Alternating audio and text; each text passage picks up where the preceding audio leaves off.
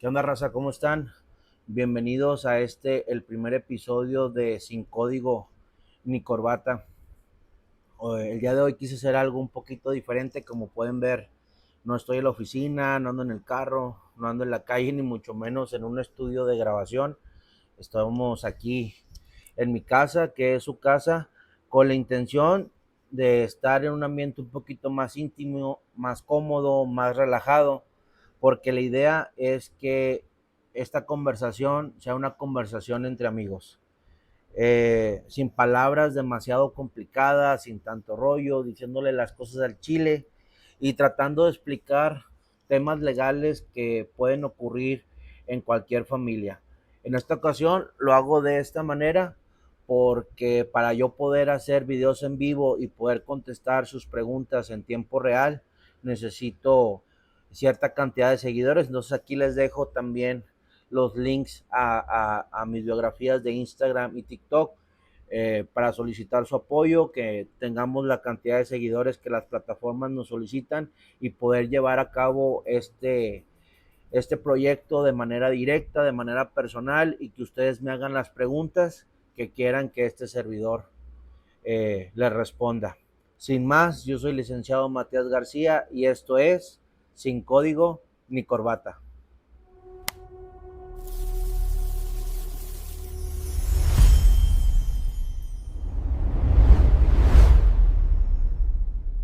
El día de hoy vamos a hablar de un problema que yo considero muy importante y que genera muchísimas dudas.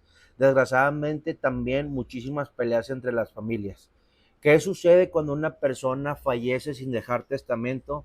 ¿Qué pasa con su casa, sus terrenos, su automóvil o su dinero? ¿Qué personas pueden heredar esos bienes? ¿Qué se tiene que hacer legalmente para repartirlos? Hoy vamos a hablar de la sucesión intestamentaria, o como la raza lo conoce, los juicios de intestado. Imagínense esta escena. Vamos a ponerle nombre. Don Agustín falleció y don Agustín no dejó testamento. Se viene el día del funeral y uno de los hijos comienza diciendo: yo cuidé a papá, yo vivía con él, yo me voy a quedar con la casa. El hermano le responde: estás pero si bien pendejo, si yo era el que le pagaba el doctor, yo lo llevaba a las consultas, yo le pagaba las medicinas, la casa es mía. Aquí es donde empieza la mayoría de los problemas familiares en México. ¿Quién se va a quedar con la casa de la abuela? Es un problema muy común y todo esto pasa por no completar las cosas, por dejar las cosas a la desidia y no hacer un testamento antes de fallecer. Pero para comenzarles a explicar cómo se lleva a cabo este procedimiento, tenemos que aclarar primero dos conceptos. El primero, ¿qué es la herencia? Y segundo, ¿quiénes son los herederos? La herencia, según el Código Civil de Nuevo León, establece todos los bienes, derechos y obligaciones que tiene la persona y que deja al momento de fallecer. En el segundo concepto vemos a los herederos, que son todas las personas que pudieran reclamar parte del patrimonio que dejó el difunto. El Código Civil lo establece en línea consanguínea directa, quiere decir los hijos, a falta de hijos los nietos, si no hay hijos ni nietos los padres, si no hay padres los abuelos, no hay ninguno de los dos, los hermanos, los tíos o los primos. Pero esto no significa que todos los familiares pudieran reclamar algo sobre ese patrimonio. El Código Civil establece una línea de sucesión donde llevan prioridad o llevan mano los familiares más cercanos, y a falta de estos se va desplazando el orden hasta llegar a los más lejanos. A falta de cualquier familiar o persona que pudiese reclamar, el Estado se queda con todo. Por eso es bien importante dejar un testamento. Otra duda que surge en este tipo de asuntos es qué pasa cuando se tienen hijos fuera del matrimonio. Si ellos o ellas están reconocidos legalmente como hijos del fallecido, ellos también entran a reclamar parte de su herencia. Otra creencia es que el hijo mayor tiene más derecho que los hijos menores. Esto es completamente falso. Todos los hijos legítimos o ilegítimos, o fuera o dentro del matrimonio, tienen el mismo derecho a heredar. Ahora bien, teniendo ya claro qué es la herencia y quiénes pueden ser los herederos, ahora sí voy a tratarles de explicar cómo se lleva a cabo un juicio sucesorio intestamentario o un juicio de intestado. El juicio se divide principalmente en cuatro etapas. La primera, se establece quiénes son los herederos. La segunda es ver qué bienes dejó la persona o hacer un inventario de los bienes. La tercera etapa es establecer quién va a administrar esos bienes y la cuarta y más importante es cómo se van a repartir. Ahora, el hecho de que haya un testamento no significa que no se pueda llevar a cabo un juicio de intestado. ¿Por qué? En algunas ocasiones se hace un testamento, pero no se incluye todos los bienes. Imagínense que don Agustín hizo un testamento y años después juntó una lana y compró un rancho, no sé, digamos en Salinas Victoria. Bueno, ese rancho, si no está establecido en el documento original, en ese testamento, al no pertenecer a este documento, ese terreno se tiene que dividir a través de un juicio de intestado.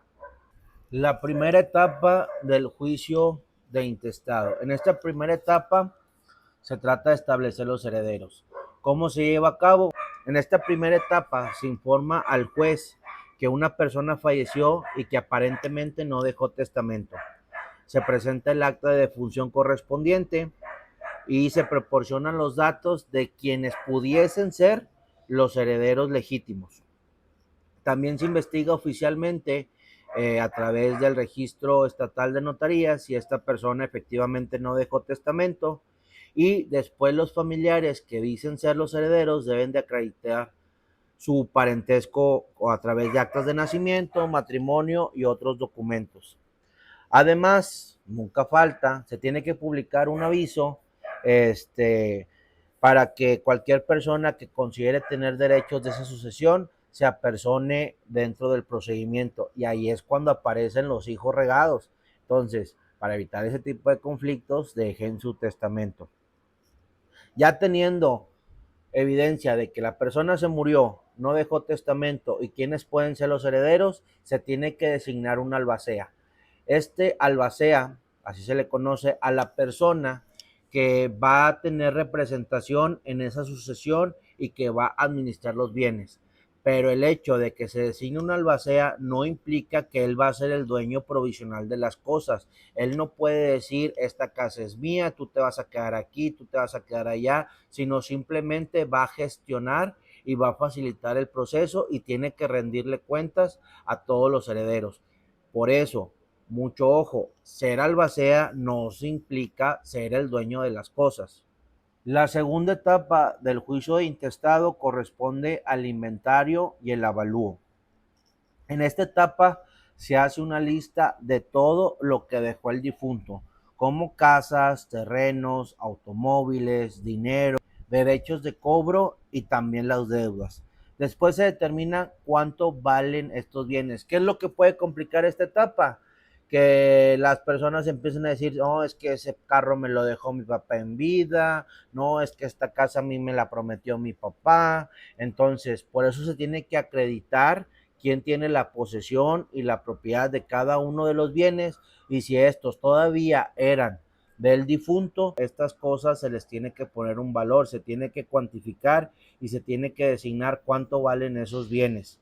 Esta etapa es muy importante porque no se puede repartir correctamente algo que todavía no está identificado. Por eso es bien importante, después de realizar el inventario, hacer el avalúo. Después viene la etapa de administración. Mientras el juicio termina, alguien debe de cuidar y administrar esos bienes. Esa función generalmente la lleva a cabo el albacea. Si una casa, por ejemplo, está rentada, él tiene que rendir cuentas de cuánto dinero está generando esa casa porque ese usufructo o ese beneficio se tiene que repartir al momento de la cuarta etapa. Si hay que pagar el predial, los servicios o hacer alguna reparación, también lo tiene que notificar. El dinero de la sucesión o el dinero que genere ese patrimonio que todavía no está adjudicado, se tiene que reportar y el albacea no tiene derecho a utilizarlo como dinero propio. porque es dinero de toda la masa hereditaria. Ese dinero en algún momento se va a tener que repartir. Esta etapa es muy importante porque algunos juicios duran meses, inclusive años, porque los herederos no se ponen de acuerdo y durante ese tiempo los bienes deben mantenerse y protegerse. Cuarta etapa, partición y adjudicación. Finalmente llegamos al momento de repartir. En esta etapa se determina qué le corresponde a cada heredero. Por ejemplo, si existe una casa, pueden presentarse varias opciones. La primera, la casa se vende y el dinero se reparte. La segunda, uno de los herederos puede quedarse con ella y pagarles a cada uno de los herederos restantes la parte que a ellos les corresponda. O pueden decidir mantenerla en copropiedad. La pueden seguir rentando y la renta se dividen entre los herederos. Pero todo esto debe formalizarse legalmente. No basta con una reunión familiar. Todos los trámites se deben de concretar ante un notario público con los contratos correspondientes para que a nadie le pique los ojos y que cada quien reciba la parte que le corresponda. Todos estos escenarios se deben de formalizar legalmente. No basta con decir, ¿sabes qué? Estamos de acuerdo y que la escritura nunca se modifique y que siga en nombre de papá. Total, el juez ya dijo cómo lo vamos a repartir, estamos todos de acuerdo, nos juntamos en una cena y cada quien para su casa. No, se tienen que completar los trámites administrativos. Para decírselos en otras palabras, ponerse de acuerdo en una carne asada puede ayudar, pero la carne asada no va a sustituir la escritura de adjudicación, no va a sustituir un papel que diga que tú te vas a quedar con esa propiedad. Y cualquier persona puede reclamar derechos sobre esa herencia si no se completa el procedimiento. Espero que esta plática te haya ayudado a comprender un poquito más acerca de qué es una herencia y cómo se lleva a cabo un juicio de intestado. Si tienes alguna duda o te encuentras en esta situación, aquí te voy a dejar nuestro teléfono de WhatsApp para que agendes tu consulta aquí en Digar Abogados y podamos darte tu asesoría y qué mejor atender tu asunto y solucionar tu problema.